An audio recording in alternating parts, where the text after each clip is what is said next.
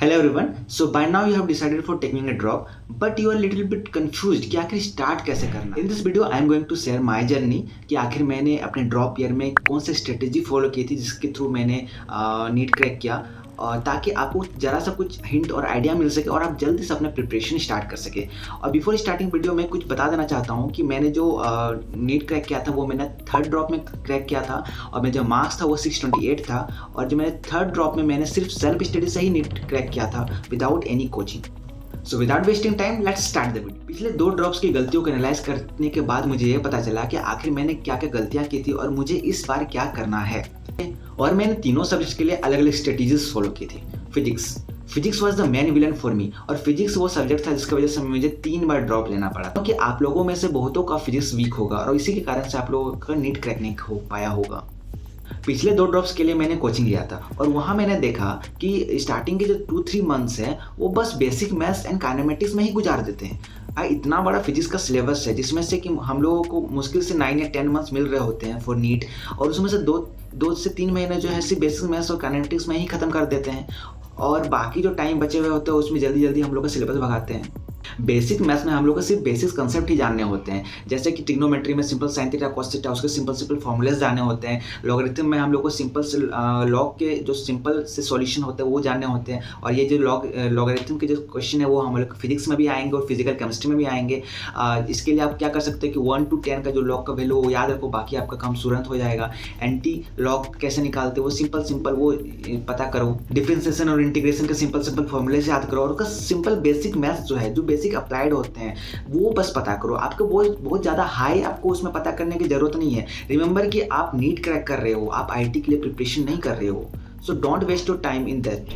हाँ, but basic math में जो सबसे ज़्यादा इंपॉर्टेंट है वो है आपका ग्राफ्स, क्योंकि ग्राफ्स जो है वो बहुत ज़्यादा इंपॉर्टेंट है और वो आपके हर नीट के एग्जाम में आपके क्वेश्चंस आते हैं, चाहे वो फिजिक्स हो चाहे वो फिजिकल केमिस्ट्री हो। मैंने सारे चैप्टर्स को उनके टाइम स्लॉट में बांध दिया कि मुझे किन चैप्टर्स को कितना टाइम देना है और कितना टाइम में खत्म करना है, based on their complication and their weightage on the NEET exam. इस पर कोई भी कोचिंग नहीं लिया था, ना ही ऑफलाइन ना ही ऑनलाइन, क्योंकि मुझे पता था कि मुझे सेल्फ स्टडी करना है, और मैंने ये पता कर लिया था कि self study is the key, क्योंकि अगर आप सेल्फ स्टडी करोगे तो ही आपका नीट क्रैक हो सकता है। And from the past experience मुझे पता चल चुका था कि मेरा जो फिजिक्स में जो मार्क्स था वो सिर्फ 60 to 80 ही स्कोर कर पा रहे थे। मेरा जो कॉन्सेप्ट था उसको स्ट्रॉन्ग करने का बस एक ही तरीका था और वो था बुक रीडिंग।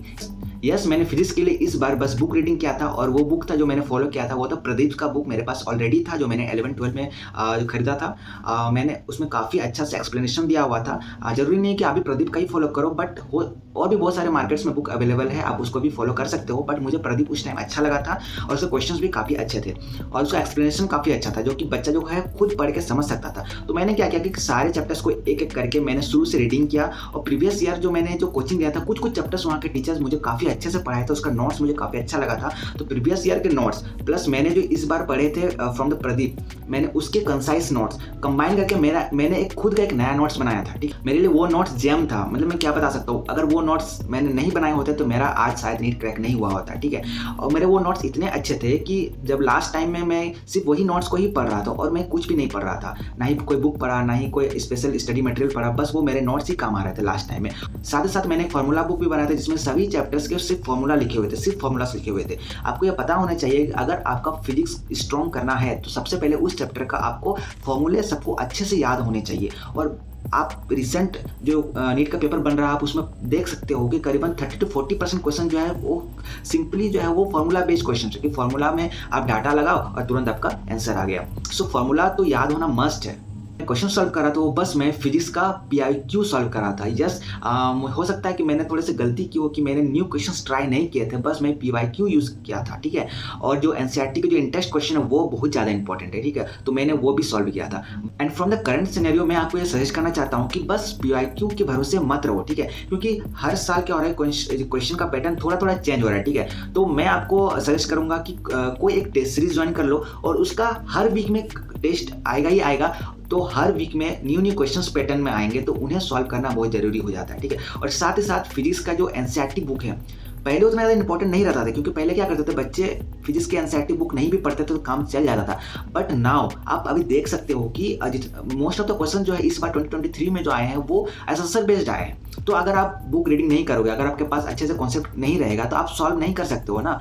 तो इस बार से क्या हो गया ना, कि बुक रीडिंग इज मस्ट, और बुक रीडिंग बहुत ज़्यादा इंपॉर्टेंट हो गया है, just like biology and chemistry. और अगर आप बुक रीडिंग नहीं करोगे ना तो हो सकता है कुछ परसेंट से आप पीछे रह जाओ। तो पीछे क्यों रहना जब आपके पास टाइम है तो सो प्लीज़ जो भी चैप्टर आप पढ़ रहे हो तो उसका बुक रीडिंग जरूर लगाओ और उसके नोट्स बना लो।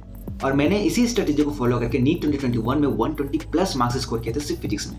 एंड गेस व्हाट, मुझे उस वक्त पता क्या लग रहा था कि फिजिक्स उतना हार्ड ही नहीं था जितना मैं सोच रहा था। मुझे फिजिक्स हार्ड इसलिए लग रहा था क्योंकि मेरा कंसेप्ट ही क्लियर नहीं था, और जब कोई क्वेश्चन मैं सॉल्व कर रहा था उसके पीछे का कंसेप्ट जब मुझे पता ही नहीं था तो मुझे क्वेश्चन नहीं बनेंगे, ऑब्वियस सी बात है। सो सबसे पहले फिजिक्स के लिए इंपॉर्टेंट है कि आप कंसेप्ट बिल्डअप होना चाहिए, उसके बाद आपको कोई भी क्वेश्चन से डर नहीं लगेगा।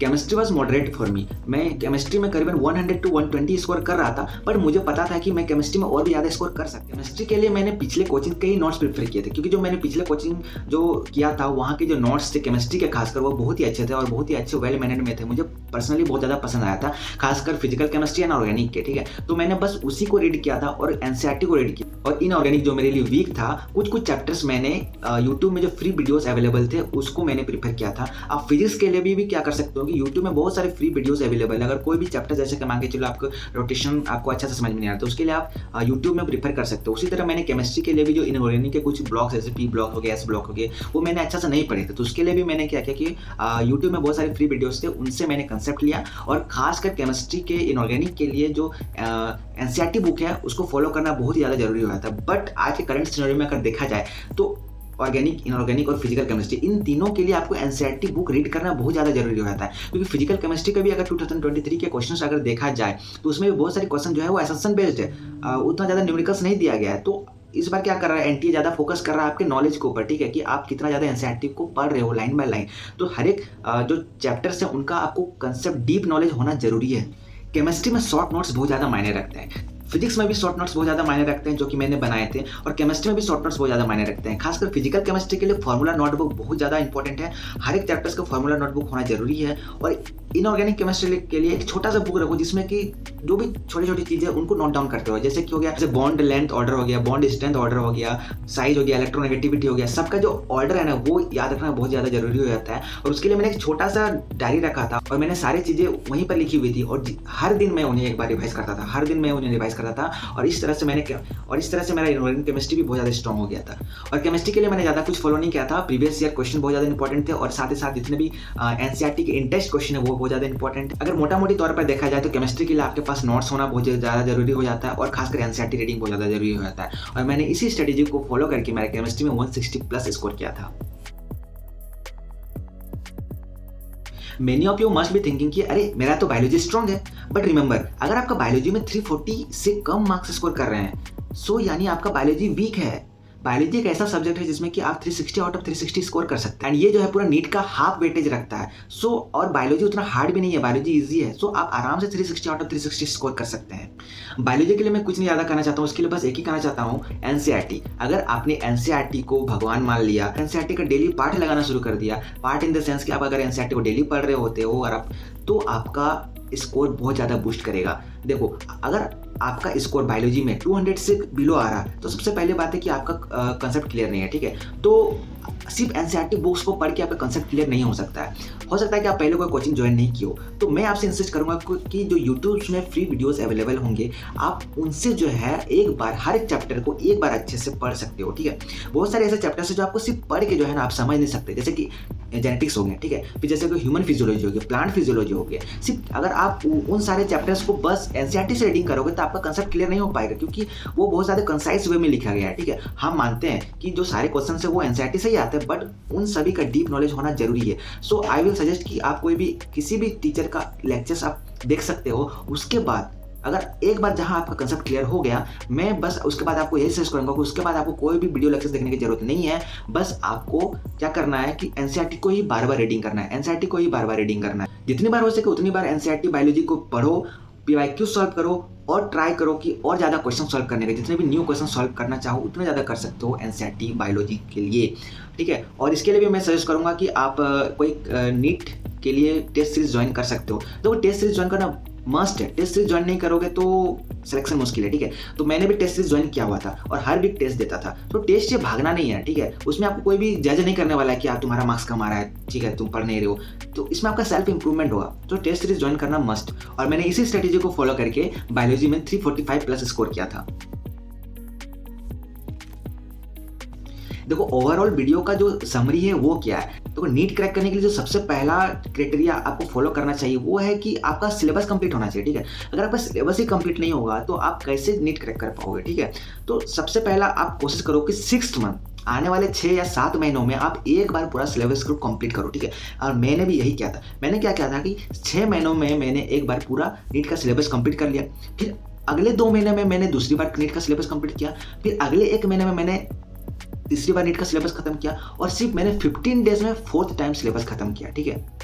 तो जितनी ज़्यादा बार आप रिवाइज करोगे ना उतना ज़्यादा चांसेस बन जाएंगे कि आपका नीट में सिलेक्शन हो। और बायोलॉजी के लिए तो मैं बोलूँगा कि कम से कम 10 प्लस आपका रिवीजन होना चाहिए एनसीईआरटी का। मिनिमम मैं 10 बोल रहा हूँ, 10 से नीचे नहीं होना चाहिए। 10 से ऊपर जितना आप ज़्यादा रिवीजन कर सकते हो बायोलॉजी का उतना ज़्यादा अच्छा रहेगा, बट 10 से नीचे नहीं होना। So this was my strategy जिसको मैंने फॉलो करके नीट 2021 में 628 मार्क्स लाए थे, ठीक है। देखो नीट क्रैक करना उतना ज़्यादा भी टफ नहीं है, ठीक है। अगर आप सही डायरेक्शन में जाओ, अगर आप सही तरीके से मेहनत करो, अगर आप अपने पूरे प्रॉपर प्लान और स्ट्रेटेजी के साथ नीट की तैयारी करो तो नीट क्रैक करना उतना भी मुश्किल नहीं है, ठीक है। बट अगर आप पढ़ोगे नहीं, सिर्फ प्रोक्रेस्टिनेशन करते रहो कि मैं कल पढ़ूंगा तो इतना ज़्यादा टफ है, तो फिजिक्स मेरे लिए टफ है, केमिस्ट्री मेरे लिए टफ है। अरे यार जब तक आप उसको टैकल नहीं करोगे आपको पता कैसे चलेगा कि वो टफ या हार्ड है। सो डरो मत, ठीक है। हर प्रॉब्लम का सोल्यूशन है, ठीक है। बस बात है कि आप उसको किस नज़रिए से देखते हो और आप में कितना हिम्मत है, ठीक है। So this was all for today. मैं मिलता हूँ अगले वीडियो में। तब तक आप लोग पढ़ते रहिए और मुझे कमेंट सेक्शन में जरूर बताइए कि आप नीट की तैयारी कब से चालू करने वाले हैं और इस वीडियो से आपने क्या सीखा।